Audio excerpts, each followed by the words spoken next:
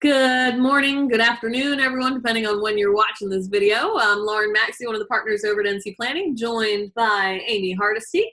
Aimee is one of our illustrious team members that helps with our Medicaid application process for a lot of our clients. Today, we're going to be focused on some helpful tips and tricks to be aware of as you're going through or preparing for that Medicaid application. It is a daunting process, to say the least. So typically when we're done an application, we have a big hefty binder that we get to send into the caseworker. So it's a lot to prepare, but it's so important to have all of your pieces lined up, everything properly documented for the case manager so they can kind of flip through easily and have very few questions and process it quickly is always what we aim for. So one of the things to be aware of is Medicaid, as many people are aware, is a very particular program when it comes to what assets someone is allowed to have in their name and what transactions have occurred over the past 5 years. So today we're more so focusing on what's called Medicaid for the aged, blind, and disabled when someone's going into skilled nursing. When someone's in that circumstance and it's just them, they don't have a spouse, they're only allowed $2,000 of countable assets in their name. So essentially, some assets are quote unquote non-countable.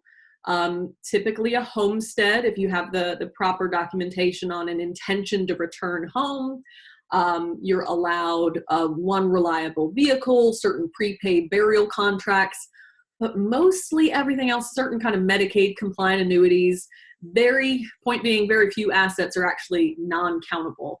Most of our assets are retirement accounts, bank accounts, most annuities, cash values on big life insurance policies are countable.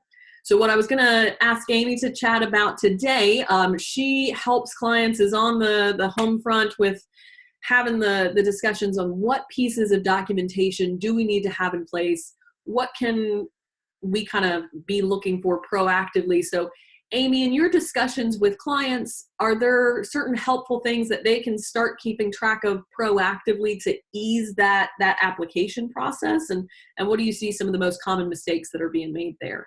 Yeah, definitely. I think what's really important to know first is that as the caseworker is going through this, what they are looking for is to find out how you may have done something in the past, hide assets or transfer assets out just to qualify for Medicaid.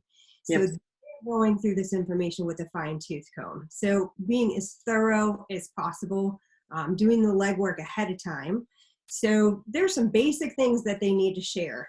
First of all, just photo ID. You want to make sure it's recent. Now it might be the time to go ahead and go have the ID renewed if it's not. Need to collect birth certificates, social security cards, marriage certificates, death certificates for a spouse, divorce decrees. That's just, all your basic documents of, hey, this is who I am. So making sure you have those in one spot. You can start collecting those things ahead of time. You also need to show your insurance information, whether it's Medicare, supplemental insurance. So making sure you've got copies of that on file to share. And then the most important part is the asset piece. And this is where you really can plan ahead. You are going to have to provide 5 years worth of statements for every asset you've owned in the past 5 years. So that's checking, savings, money market, CDs, stocks, bonds, investments, all of it, including your IRA, life insurance, annuities, etc. So the more you can start gathering those statements now, the better. So when Medicaid caseworker is looking at it, they are looking at, hey, did you write a check to a family member and give some money, or those types of transactions. So as long as you know what's in there and everything's on the up and up, but keeping track of it. And really, if you're doing this for your loved one, go through there, pay attention, know what's in there, know what may be red flags. And if there's any questions, we can always tell you what those red flags may be. They also need 5 years of credit card statements. So keep those on hand. If you get those mailed to you, always keep 5 records or of whatever you have around.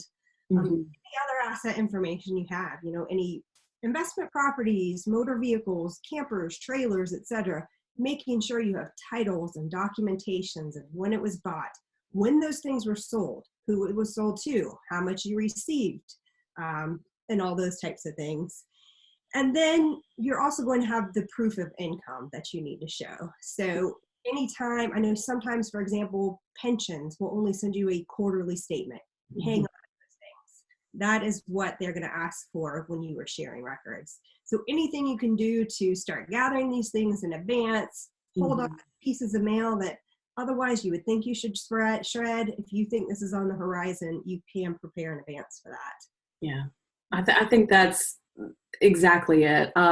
With so many people that we work with, proactively even, I know you've come across this, Aimee, when you're reaching out to a big company to say, hey, can I get a statement of what the annual benefit for this annuity is for this year? Because just showing what's coming into the account doesn't cut it. You have to have a lovely letter from the annuity company saying, this is how much is going in, and it is non-refundable, there's no cash value on this annuity. Because if there's cash value, most often Medicaid's going to make you cash that out. So that's kind of a key of what pieces of documentation actually need to be in that letter, showing there's no cash value, what is the annuity payment that's coming out or whatnot. Same thing with life insurance policies. I know you've come across of what's the value of that life insurance policy at death, and that there's no ability to cash it in right now. Point being is a lot of what Medicaid is looking for is, one, is there any ability for you to cash any of these assets out and pay for more care privately? Or have you given some of these assets away in the past 5 years? Aimee, you bring an excellent point about the vehicle of who it was sold to and when it was sold. Because most often people aren't thinking about Medicaid in 5 years when they're selling a vehicle. So I sold it to my buddy down the street that needed a car for his daughter, and we don't really have any documentation for it. Medicaid's going to want to see some documentation for it and make sure it wasn't just a gift to somebody, because in Medicaid's all knowing, they think that is something that should have been used to pay for care. Is the logic there. So I appreciate you sharing some of those tips and tricks, because it is, the more you can prepare proactively, the less you are doing in crisis mode. And I know that's very helpful for our clients that are going through that process. Any other tips, tricks, or items you wanted to touch on with those pieces of documentation? I think a couple of things. I've seen a lot where family members have loaned money to other family members. So you don't want to have to go back and try to document that. If those are decisions you make now, then you need to be documenting it with payment plans, et cetera. So you've got that promissory note or whatever it is that you do, just to make sure there's a paper trail. I think that's something I've seen very common. And then the last thing that I think I would mention is that when you're applying, you also have to share any trust documents you have, power of attorney documents. I just like to touch on the power of attorney piece real quick, because that is such an important document, especially if you are the one who is doing the legwork trying to get this documentation.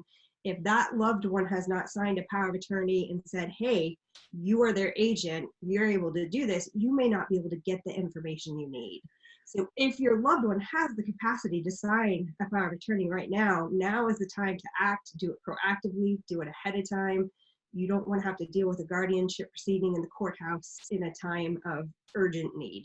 Excellent point. Yes, absolutely. Need to be able to step in and help. So yeah, always looking at that. And whether it's got expansive enough powers. So a lot of the old power of attorneys just aren't cutting it nowadays with some of these institutions. So excellent point.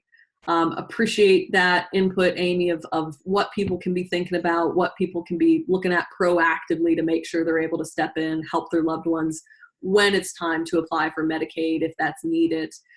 Again, we're here as a resource, but looking forward to helping people through that process. Thanks again, Aimee, and we hope the rest of y'all have a lovely day. Thanks so much.